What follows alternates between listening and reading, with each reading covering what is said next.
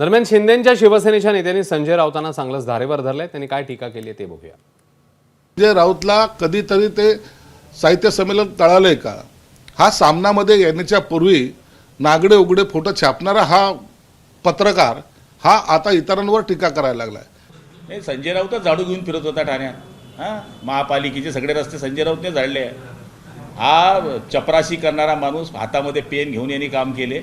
हा काय ठाण्याचं सांगेल? अरे ठाण्यामध्ये शिवसेना एकनाथ शिंदे साहेबांनी दिघे साहेबांच्या आशीर्वादाने उभी केली. खरा मूळ पोटसूळ काय आहे तर शरद पवार साहेब त्या व्यासपीठावर आले. शरद पवार साहेबांनी महाविकास आघाडीमध्ये असताना त्याचे नेते असताना एकनाथ शिंदे साहेबांचा सत्कार केला आणि नुसता एकनाथ शिंदे साहेबांचा सत्कार केला नाही तर एकनाथ शिंदे साहेबांचं कौतुक केलं. स्वतःचं कौतुक होत नाही, स्वतःचे सत्कार होत नाही, म्हणून कदाचित हा पोटसूळ असावा. एबीपी माझा, उघडा डोळे बघा नीट.